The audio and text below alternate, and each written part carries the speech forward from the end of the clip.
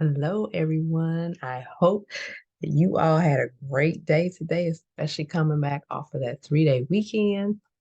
And I hope you were able to get some rest for those of you that did have President's Day off. So today I'm going to talk to you all about nutrition. Um, as I've said plenty of times before, I don't want you just to be successful in your business and in your career. I want you to be successful in all areas of your life.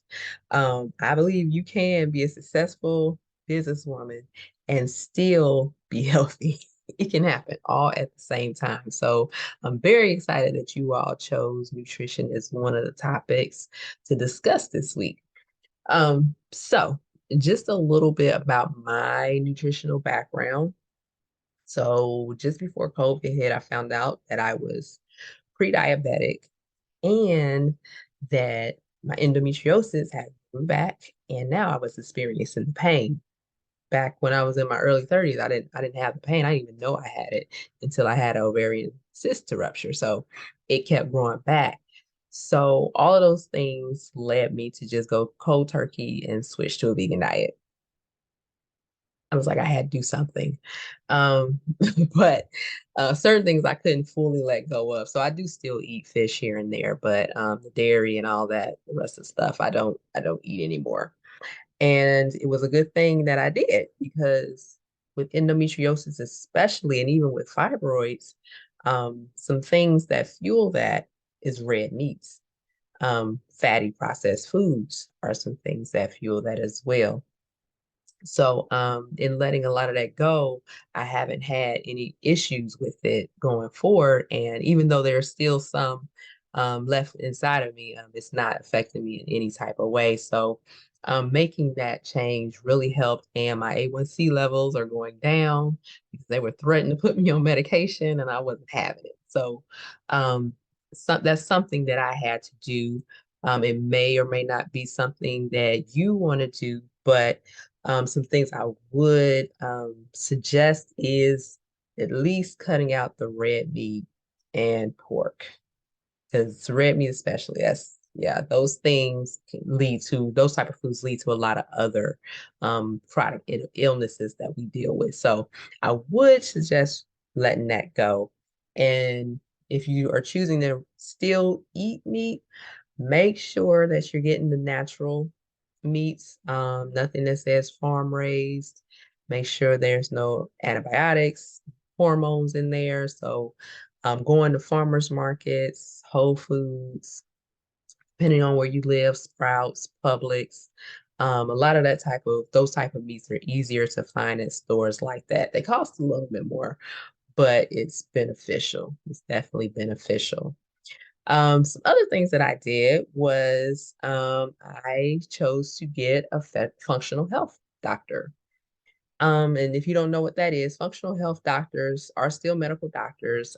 They just choose to use a more holistic approach. They don't prescribe you medications right away. They're going to dig deep and try to get to the root of what's going on with you, and then try to treat with supplements. I know mine, she does acupuncture and things like that. So they're going to use more natural ways of healing as opposed to just going straight towards medication. Because when we're taking that medicine, there's a laundry list of side effects that can occur as a result. So that's another thing that I chose to do, and I'm glad that I did, because working with her and her dietitian, they did a nutritional analysis on me to see what type of food sensitivities that I was having because I was still struggling with weight loss. Come to find out, I do have allergies or sensitivity, not an allergy, but a sensitivity to gluten. And gluten also is something that fuels the endometriosis. And I love pasta and I was eating a lot of wheat bread and stuff like that. So yeah, had to let go of the gluten. Um, and just some other things I found out that I had no idea of, like blueberries and almonds. Those are also some things that cause some sensitivities to happen in my body, and that leads to me feeling bloated. The thing though with functional health, it is not necessarily covered by insurance, so it can be pricey. So if you couldn't do something like that, I would highly suggest doing like a food journal and writing down what you eat throughout the day and how you feel after you eat it. Because when you are bloated, that's kind of your body's way of letting you know that your body really didn't like what you ate. So those are just some little tips. Just kind of pay attention to yourself. Your body will tell you when it's not happy. So yeah, keeping a food journal is an inexpensive way to try to find out some things that really don't agree with you.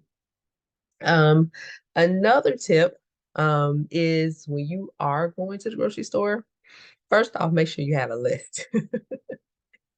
Have a list. If we got to write down our goals and our affirmations and things like that and time manage, have a list. Don't just walk aimlessly through the grocery store because you're going to end up getting any and everything that you really don't need.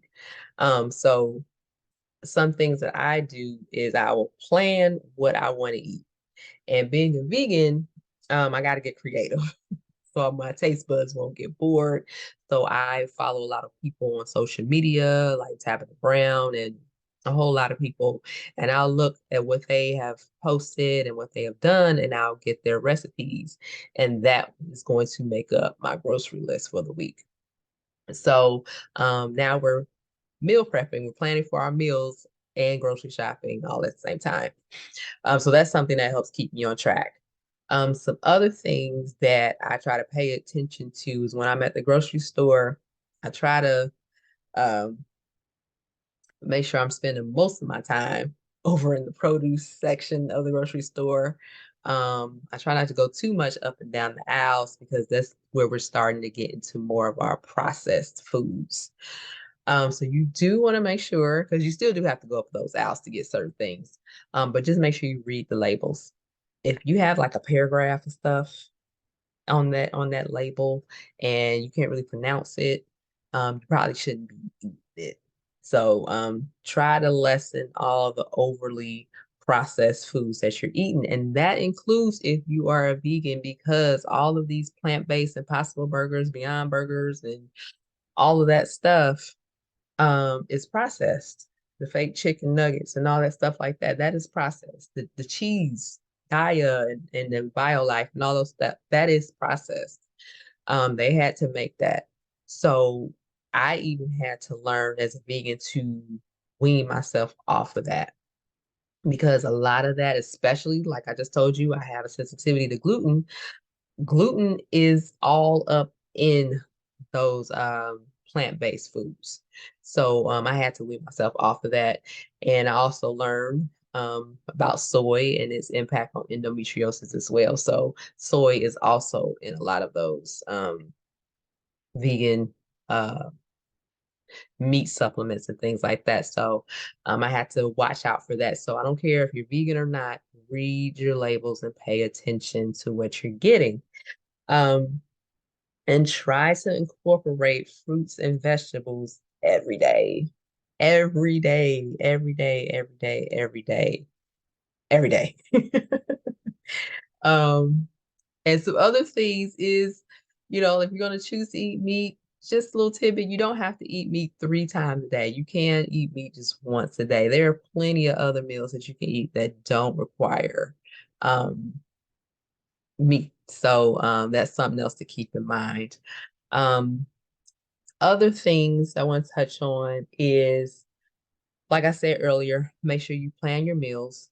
And when you get home from the grocery store, other things that I like to do is I have a day that I go to the grocery store, so I won't be living in there. But I'll try to cut up all my vegetables that need to be chopped and all that stuff like that ahead of time so that when I'm ready to cook it, all I got to do is just dump it in the skillet or however I'm going to prepare it, and it'll be there. So that when I get busy during the week, I'll still be able to cook and not have to spend a lot of time in the kitchen. So you want to try to find ways that's going to cut down on your meal prepping. So by preparing certain things ahead of time, kind of act like it's Thanksgiving throughout the year, prep some of those things ahead of time so that when you get home, all you got to do is slide it in the oven, let it cook. The crock pot. Oh my gosh, crock pots are a lifesaver because you can have that sucker on all day while you're at work. So that's something else that you can do that'll help you still have home cooked meals without spending a lot of time in the kitchen prepping. Because you come home from work or meetings or whatever you're doing, and you're tired. The last thing you want to do is get up in that kitchen and start chopping up stuff and having to stand over the stove for hours and all that stuff like that. So try to find some space in your schedule where you can actually prepare. And like how we prepare for our meetings, how we can prepare for our speeches that we might have to give. You want to do this, keep this same preparation in foods that you eat, because 9 times out of 10, the food that's coming out of your kitchen is going to be healthier than anything that you're going to go out there and get. So you do want to try to cook and eat at home more often. You can still eat out, but just limit how much. Not only if it's cost effective, but it's healthier as well. And being a vegan, FYI, helps keep you out of the fast food joints because they ain't got nothing you can eat anyway outside of French fries. So that has been a lifesaver for me as well. Um, and the last thing that I want to say, like we talk a lot about using daily affirmations to keep you going, to keep you focused, to keep you feeling encouraged when you're down. Let's also try to do some affirmations in relation to our nutrition.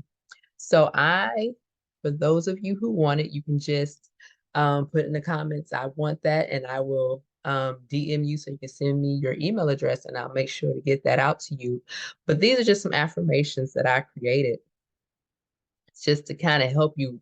Like I said, I'm a mindset coach. Everything starts within your mind. So if you don't feel like eating, if you don't feel like cooking, if you don't feel like getting anything healthy, if you feel like you really want that burger and fries, you're gonna get it. So let's try to change the narrative on that and try to think more positive in regards to our nutrition. And so these are a few affirmations, like making positive changes to my nutrition energizes me. And it does.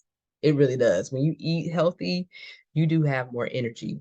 Um, so that's something that you want to kind of repeat to yourself on a daily basis until it becomes natural. Because right now, if you're not already doing this, it'll feel funny right off the bat. So, and there are a few more that I'll let you read it when I send it to you. And then there's some reflection questions on here for you just to think about. Think about the whys of what you're eating and how does that food make you feel. So for those of you who want it, definitely put down in the comments, I want that, and I will DM you and get it to you as soon as possible. So I hope that these tips will help make your life a little bit more healthy and easier as well. You can always reach out to me at any time if you have any further questions. I am serious about you being healthy while being successful in your business. So I hope you all have a good rest of your day. Holler at me if you need me. All right, bye.